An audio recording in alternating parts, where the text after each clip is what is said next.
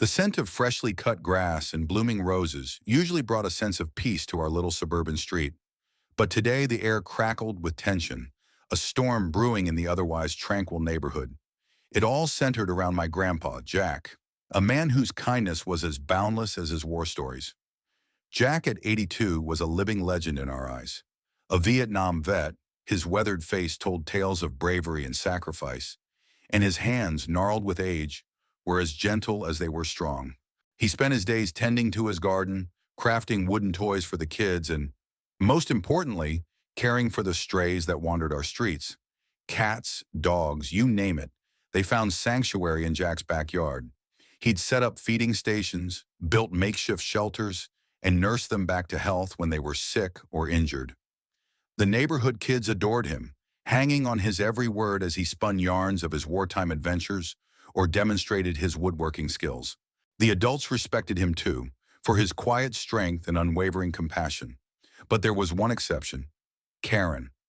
Karen, the self-appointed queen of the HOA, saw Jack's kindness as a personal affront.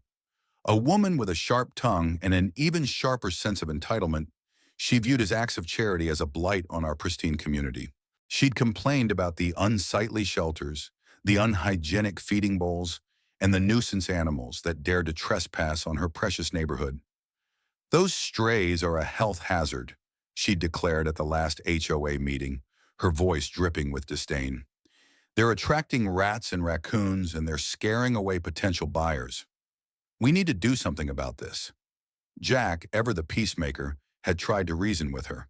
He'd explained that the animals were harmless, that he kept his backyard clean and tidy, and that he was doing a good deed by giving them food and shelter. But Karen wasn't interested in reason. She was a woman on a mission, determined to rid our neighborhood of what she considered an eyesore. The tension between Jack and Karen had been simmering for months, but it was about to boil over. What neither of them knew was that their conflict would soon escalate into a full-blown war, a battle between compassion and callousness, between a humble war hero and a self-righteous HOA president. And I, his granddaughter, was about to step onto the battlefield. The first shot across the bow was a neatly typed letter, delivered by hand and slipped under Grandpa Jack's door. It was from the HOA, of course, and dripping with Karen's brand of saccharine venom. "Dear resident," it began, "we have received numerous complaints regarding the feeding of stray animals on your property. HOA regulations clearly state that this is prohibited. Please remove all feeding stations and shelters immediately. Failure to comply will result in fines and further action." I found the letter crumpled on the kitchen table, my blood boiling. Grandpa Jack just sighed, a weary sort of sound that made my heart ache. "It's Karen again," he said, his voice raspy. "She's got it in for me, that one." "Well, she's not getting away with it," I declared, my voice shaking with anger. "This has gone too far." I stormed out of the house, the letter clutched in my fist like a battle standard, and marched straight to Karen's perfectly manicured lawn. Her house was a monument to suburban perfection, all pristine white siding and neatly trimmed hedges, a stark contrast to Grandpa Jack's slightly ramshackle abode, filled with the comforting clutter of a life well lived. I rang the doorbell, my finger pressing down with a force that bordered on violence. Karen answered, her smile as brittle as her perfectly lacquered nails. "Can I help you?" she asked, her voice dripping with condescension. "You know damn well you can," I retorted, shoving the letter into her hands. "This has to stop. My grandfather is a war hero. He served his country, and now he wants to spend his retirement helping those who can't help themselves." "What's wrong with that?" Karen's smile faltered, her eyes narrowing. "HOA regulations are HOA regulations," she said, her voice laced with ice. "They apply to everyone, regardless of their personal history." "Personal history?" I scoffed. "You have no idea what my grandfather has been through. He fought for people like you, people who hide behind their manicured lawns and their petty rules. He deserves some respect." "Respect is earned, not given," Karen snapped, her face flushing. "And your grandfather is violating the rules of this community. Rules that are in place to maintain property values, I might add." "Property values?" I repeated, my voice dripping with sarcasm. "Is that all you care about? Property values? What about compassion? What about decency? What about basic human kindness? Karen's eyes flashed with contempt.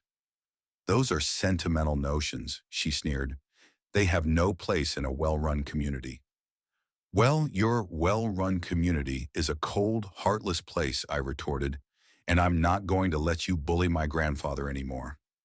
I turned on my heel and stormed back to Grandpa Jack's house, my mind a whirlwind of anger and determination. I found him in the backyard, surrounded by his furry entourage. The cats rubbed against his legs, purring their gratitude, and the dogs wagged their tails, their eyes filled with adoration. Don't worry, Grandpa, I said, my voice filled with a fierce protectiveness. I'm going to fight this. I'm going to make that Karen woman pay for what she's done. And so began our war against Karen. It started with small acts of defiance, ignoring her letters, refusing to remove the feeding stations, even adding a few more shelters for good measure. But Karen wasn't one to back down. She retaliated with a vengeance, sending a barrage of emails to the HOA, threatening fines, and even calling the police on Grandpa Jack for littering. The neighborhood, initially divided, began to take sides. Some, the ones with perfectly manicured lawns and matching patio furniture, sided with Karen. They muttered about property values and keeping up appearances, their voices laced with the same coldness that dripped from Karen's words. But others, the ones with kids who loved Grandpa Jack's wooden toys and dogs who'd been rescued from the streets, sided with us. They brought over casseroles and offered words of encouragement, their voices filled with warmth and compassion. The battle lines were drawn, and the war was on. I started documenting every interaction with Karen, every letter, every email, every phone call. It was all meticulously recorded. I knew Karen would try to twist the truth, and I was determined not to let her. I also began researching the HOA regulations. I discovered that Karen had been interpreting them loosely, applying them inconsistently, and often ignoring them when they didn't suit her purposes. I found loopholes, ambiguities, and contradictions. I formed a coalition with our neighbors who supported Grandpa Jack. We started holding meetings, gathering signatures, and planning our counterattack. We called ourselves Jack's Friends, and we were determined to protect him from Karen's bullying. News of our fight spread quickly. The local media picked up the story, and soon Grandpa Jack became a local celebrity. Reporters flocked to our neighborhood, interviewing Grandpa Jack and our neighbors, and capturing his acts of kindness on camera. Karen, accustomed to controlling the narrative, was caught off guard by the media attention. She tried to spin the story, claiming she was simply enforcing HOA regulations. But her lies were exposed. Her bullying tactics, her petty complaints, and her lack of compassion, it was all broadcast on the evening news. The public outcry was swift and fierce. Angry calls and emails flooded the HOA headquarters, demanding Karen's resignation. Protests were organized outside her house, with demonstrators holding signs and chanting slogans. Karen, used to being respected and feared, panicked. She tried to justify her actions, but her excuses only made her look more petty and cruel. She became a laughingstock, a symbol of small-mindedness and vindictiveness. Meanwhile, Grandpa Jack remained calm and composed. He continued to care for the strays and help the homeless veterans, undeterred by Karen's antics. He was a beacon of kindness, a reminder that even in the face of cruelty, compassion could prevail. Our fight against Karen had become about much more than a few stray animals. It was a fight against pettiness, against cruelty, and against a lack of compassion. It was a fight for kindness, for empathy, and for the human spirit. Meanwhile, Karen was growing increasingly desperate. She tried to regain control of the situation, but every attempt backfired. She threatened lawsuits, but her threats only made her look more petty and vindictive. She tried to call an emergency HOA meeting, but no one showed up. Karen's life began to unravel.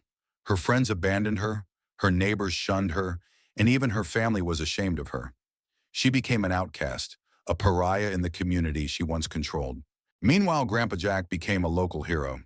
People from all over flocked to our neighborhood to meet him, to shake his hand, and to hear his stories.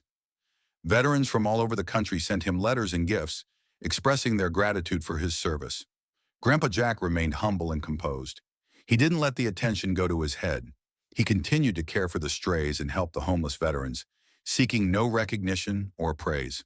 Our fight against Karen had become a symbol of hope, A reminder that even in the face of cruelty, kindness could prevail. It was a story of redemption, a story of how one man could make a difference. And as our story spread, it touched the hearts of people from all walks of life. It reminded us of the importance of compassion, of the power of kindness, and of the resilience of the human spirit. The HOA meeting was scheduled for Friday evening, and I was determined to make it a showdown. I had compiled evidence of Karen's actions, the HOA regulations, and witness testimonies. I had prepared a presentation, an indictment, and a call for justice. As I walked into the meeting room, the atmosphere was thick with tension. Karen sat at the head of the table, her face flushed and angry. She was surrounded by a small group of supporters who glared at me with contempt. I approached the podium, and the room fell silent. I began my presentation, laying out Karen's actions, her lies, and her abuse of power. I presented the evidence, read aloud the HOA regulations, and played the witness testimonies. The room was deathly quiet. Even Karen's supporters couldn't deny the evidence. Karen's face paled, and she began to sweat. When I finished my presentation, I made my call for justice. I demanded that Karen resign as HOA president and apologize to Grandpa Jack for her actions. The room erupted in applause. My neighbors stood up and cheered, chanting Grandpa Jack's name. Even a few of Karen's supporters clapped, ashamed of her behavior. Karen, accustomed to controlling the room, was stunned. She tried to justify her actions, but her excuses were drowned out by the crowd's jeers. I stepped in front of Karen, looking her straight in the eye. "You've done enough," I said, my voice ringing through the room. "You've bullied my grandfather. You've lied to my neighbors, and you've abused your power. You've done enough." Karen glared at me, her eyes filled with hatred. "You'll pay for this," she said, her voice trembling. "No, you'll pay," I said, my voice firm. "You've done enough." I turned my back on Karen and walked out of the meeting room. The crowd applauded and cheered, chanting my name and Grandpa Jack's name. I held my head high, knowing that justice had been served. The next day, Karen resigned as HOA president. She moved out of the neighborhood shortly after, leaving behind a trail of shame and regret. Grandpa Jack, meanwhile, became a local hero. He was featured in the news, interviewed on talk shows, and even received a letter from the president. But through it all, he remained humble and kind. He continued to care for the strays and help the homeless veterans, never seeking recognition or praise. He was a beacon of hope, a reminder that even in the face of cruelty, kindness could prevail. Our fight against Karen had become a symbol of something bigger than ourselves. It was a fight for compassion, for empathy, and for the human spirit, and in the end, we had won. The aftermath of the meeting was swift and decisive. The HOA, under immense public pressure, held an emergency vote and officially removed Karen from her position. Her reign of terror was over. But Karen wasn't done yet. She filed a lawsuit against Grandpa Jack, the HOA, and even me, claiming defamation and emotional distress. She hired a high-powered attorney, a shark in a suit, who sent us a barrage of legal threats and demands. We were undeterred. We hired our own attorney, a seasoned veteran of courtroom battles, who was as tough as nails and as sharp as a tack. We prepared for a legal fight, gathering evidence, interviewing witnesses, and building our case. The lawsuit dragged on for months, a legal chess game with high stakes and complex moves. Karen's attorney tried every trick in the book, from character assassination to legal technicalities, but we countered every move with our own. The media, still fascinated by the story, covered every twist and turn of the lawsuit. Grandpa Jack, the reluctant hero, became a symbol of resilience and justice. As the trial approached, the tension mounted. Karen, desperate to salvage her reputation, gave a tearful interview on national television, painting herself as the victim and Grandpa Jack as the villain. But her performance fell flat, her crocodile tears failing to sway public opinion. The trial was a spectacle, a clash of titans in the courtroom. Our attorney, with his booming voice and sharp wit, tore Karen's case apart, exposing her lies and manipulations. Karen's attorney, slick and arrogant, tried to salvage what he could, but the damage was done. After weeks of testimony and deliberation, the jury delivered its verdict: not guilty. Karen's lawsuit was dismissed, and she was ordered to pay our legal fees. The courtroom erupted in cheers. Grandpa Jack, his face etched with relief, hugged our attorney, his eyes filled with gratitude. I stood beside him, my heart pounding with triumph, knowing that justice had prevailed. But the victory wasn't just ours. It was a victory for compassion, for empathy, and for the human spirit. It was a reminder that even in the face of adversity, kindness could triumph over cruelty. The aftermath of the trial was a whirlwind. Grandpa Jack became a national hero, his story a testament to the power of kindness and the resilience of the human spirit. He was invited to speak at veterans events, featured in documentaries, and even received a humanitarian award from the mayor. The neighborhood, once divided, was now united in its admiration for Grandpa Jack.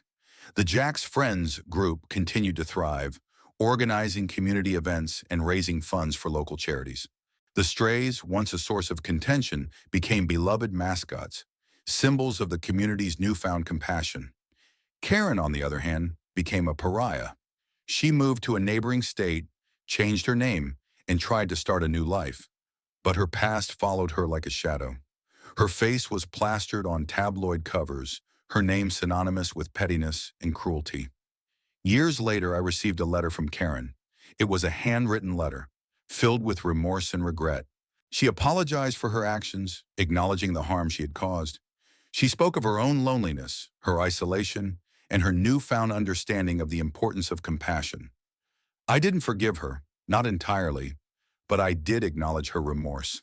I wrote back, telling her that forgiveness was a journey, not a destination, and that true change came from within. Grandpa Jack, ever the wise and compassionate man, suggested we visit Karen. He believed in the power of redemption, in the possibility of change.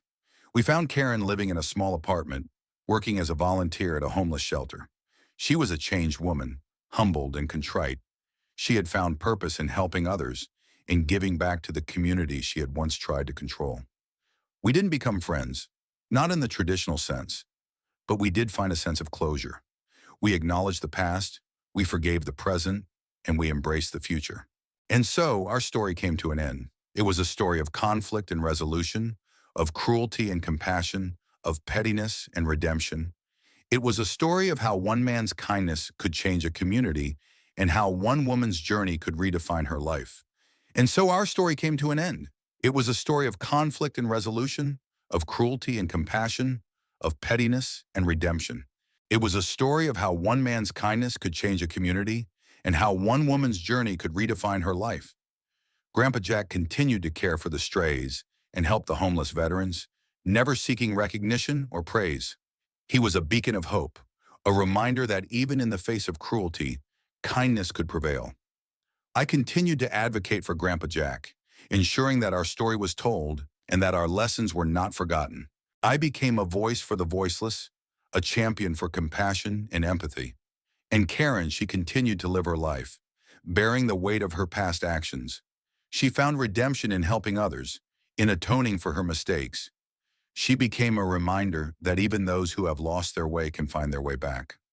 Our story was a story of transformation, of growth, and of the resilience of the human spirit.